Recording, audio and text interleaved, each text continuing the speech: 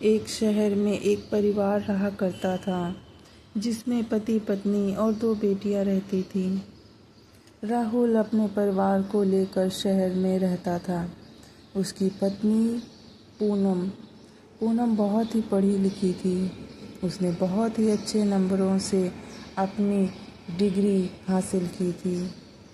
वह मेडिकल की पढ़ाई पूरी की थी, लेकिन शादी के बाद राहुल ने उसको इजाज़त नहीं दी कि वह नौकरी करे।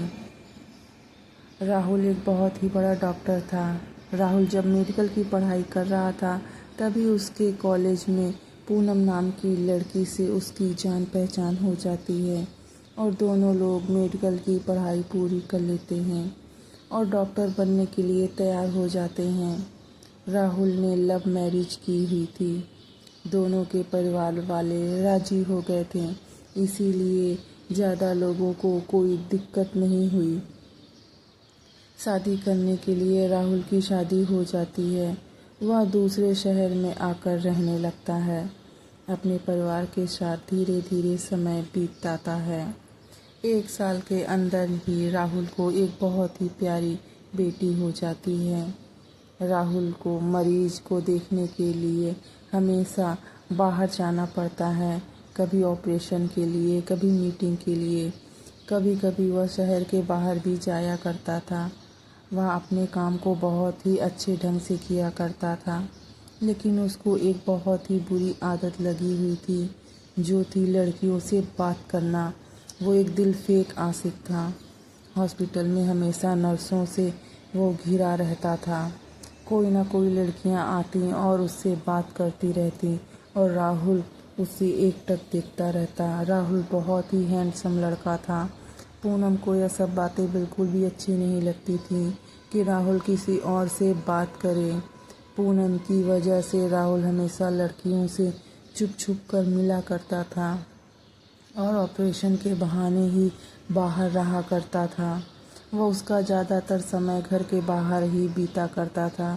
धीरे धीरे समय बीतता गया। उनकी शादी को 5 साल हो गए थे और इन 5 सालों के भीतर एक और बेटी ने जन्म ले लिया था। 2 बेटियां उसके घर पर हो गई थीं। राहुल अपने परिवार पर बिल्कुल भी ध्यान नहीं देता था। वह हमेशा बाहर ही रहा करता था। राहुल अपने काम और जिम्मेदारियों से भागता था। वह एक नर्स से प्यार करने लगा था। वह अस्पताल पर राहुल अपने साथ काम करने वाली नर्स से प्यार करने लगा था। वह उसे इतना ज़्यादा बातें करता था कि वह मन ही मन उससे प्यार करने लगा। वह अपने घर वालों को बिल्कुल भूल ही गया था। राहुल अपनी पत्नी को धोखा दे रहा था और यह सारी बातें पूनम को बहुत अच्छे से पता थी, लेकिन वह करती भी तो क्या करती। उसने भी तो शादी लव मैरिज ही की थी।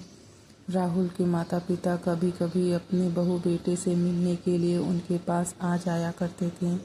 महीने 2 महीने उनके पास ही रहा करते थे और वापस अपने घर को चले जाया करते थे। पूनम अपने सास ससुर को कुछ नहीं कहा करती थी। वह सब चीज़ें देख रही थी, महसूस कर रही थी, चीज़ों को बदलते हुए देख रही थी, लेकिन वह करती भी तो क्या करती। राहुल दूसरी औरत के प्यार में इस तरीके से पागल हो गया था कि उसने अपनी नौकरी और सारी चीज़ें गंवा बैठा। अब उसका अस्पताल भी नहीं रहा। जब वह खूब कमा रहा था तो घर में एक पैसा नहीं दिया करता था और सारा का सारा पैसा दूसरी औरतों पर खर्च कर दिया करता था। यह सारी चीज़ उसकी बेटियां भी देख रही थीं। वह भी धीरे धीरे बड़ी हो रही थी। समय इसी तरीके से बीतता गया। कई साल बीत गए। दोनों बेटियां भी अब जवान हो चुकी थीं। राहुल और पूनम के बीच अब बहुत ज़्यादा लड़ाइयाँ भी शुरू हो गई थीं। इसका असर उनके परिवार पर साफ साफ देखने को मिल रहा था। न चाहते हुए भी पूनम को घर के बाहर कदम रखना पड़ा और काम करना पड़ा, क्योंकि उसने भी परिवार चलाना था और दोनों लड़कियों की परवरिश करनी थी, पढ़ाना भी लिखाना था। राहुल दूसरी औरतों के पीछे अपना पूरा जीवन खराब कर चुका था। उसने कोई भी संपत्ति इकट्ठा नहीं की थी। वो तो उल्टा औरतों के पीछे सारी संपत्ति अपनी लुटा रहा था। अपने साथ साथ वह परिवार को भी अंधेरे में रखा हुआ था। वह इतनी गहरे अंधेरे में कि उसका परिवार भी नहीं चल पा रहा था। वहाँ से उठ पाना बहुत ही मुश्किल था, ज़्यादा मुश्किल हो गया था। कहते हैं ना कि ना घर की बड़ा कोई ख़राब हो जाए तो छोटे लोग भी ख़राब हो जाते हैं, ना वह उन्हें के पीछे चल देता है। कुछ यही हाल हुआ राहुल के परिवार का। राहुल के माता पिता भी कब तक जीते, वह भी एक दिन इस दुनिया को छोड़कर चले गए। अभी बस राहुल का परिवार ही बचा। राहुल की हरकतें अब किसी से भी नहीं छुप रही थी। राहुल की बेटियों ने किसी तरीके से अपनी पढ़ाई तो पूरी कर ली, लेकिन वह ज़्यादा दिन तक पढ़ नहीं पाई, क्योंकि पढ़ाई करने के लिए भी पैसों की ज़रूरत होती है। पैसों से हर एक चीज़ होती है दोस्तों। अगर आपके पास पैसे नहीं हैं तो आप अपना इलाज नहीं करा सकते हैं। मंदिर में आप जाएंगे तो आपको दुआ भी नहीं मिलेगी, क्योंकि वहाँ भी पैसों की ज़रूरत होती है। पैसे आप देंगे तभी आपको भगवान के दर्शन करने को मिलेंगे, दुआ करने को मिलेगी। कुछ हमारे समाज में ऐसे ही नियम बनाए गए हैं। राहुल की तबीयत भी अभी तक खराब होने लगी थी। वह जब जवान था तब वह औरतों के पीछे भागता था और उन औरतों पर अपनी सारी कमाई खर्च कर देता था। अब जैसे जैसे उसकी उम्र बीतती गई वैसे वैसे उसके जीवन में कठिनाइयाँ भी शुरू हो गई थी। राहुल जिस रास्ते पर जा रहा था वह समझ नहीं रहा था कि वह क्या कर रहा है। जिसकी उसकी बेटियां उसको देख रही थीं, वह भी इसी रास्ते पर चल देती हैं। यह समाज लड़कियों पर नज़र रखता है। उसके आसपास जो भी लड़के थे वह वहाँ उनके घर पर आने जाने लगे। पूनम भी अब कुछ नहीं कहा करती थी, क्योंकि उन लड़कों की वजह से ही उनका घर चल रहा था। राहुल की दोनों लड़कियां लड़कों से बहुत ज़्यादा मिलती थी। उनका व्यवहार बहुत ही बदल गया था।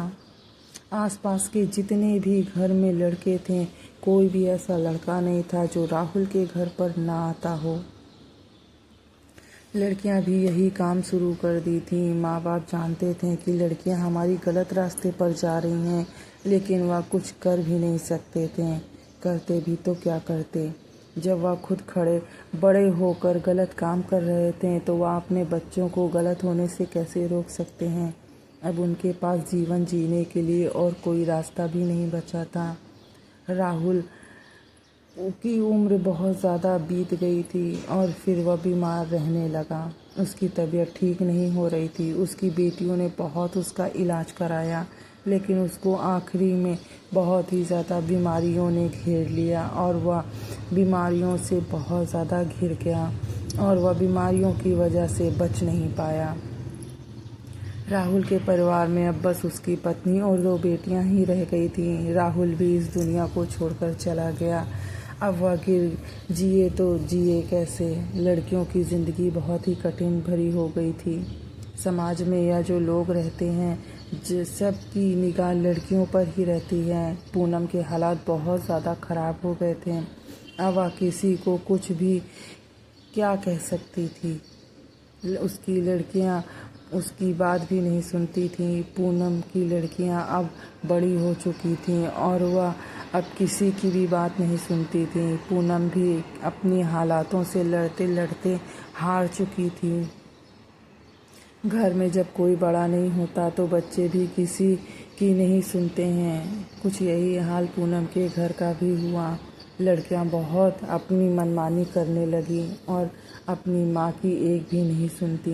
लड़कियां भी उसी रास्ते पर जा चुकी थीं। इस समाज में जीना बहुत मुश्किल है। अगर परिवार का कोई बड़ा घर पर नहीं है तो उसे परिवार की वाले को राह दिखाने वाला कोई नहीं होता। परिवार का हर सदस्य अपने मार्ग से भटक जाता है। बहुत कम ही लोग ऐसे हैं जो सही रास्ते पर और बहुत ही धैर्य से काम करते हैं। अगर आप सही रास्ते पर नहीं चल रहे हैं तो यह दुनिया आपको भटका ज़रूर देगी। इसीलिए अपने इरादों को बुलंद रखिए और अपने हौसलों को मजबूत रखिए। अब राहुल का परिवार बहुत बुरी तरीके से बिखर चुका था। समय बहुत तेज़ी से बीत रहा था और पूनम को भी पता नहीं चल रहा था।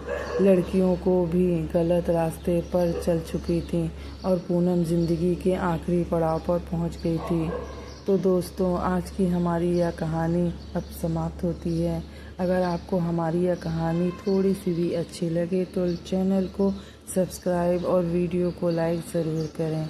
मिलते हैं आप लोगों से कुछ ऐसी ही अच्छी इंटरेस्टिंग स्टोरियों के साथ। तब तक हमारे चैनल को आप सब्सक्राइब ज़रूर करें और वीडियो को लाइक करना बिल्कुल भी मत भूलिए। मिलते हैं अगले वीडियो में।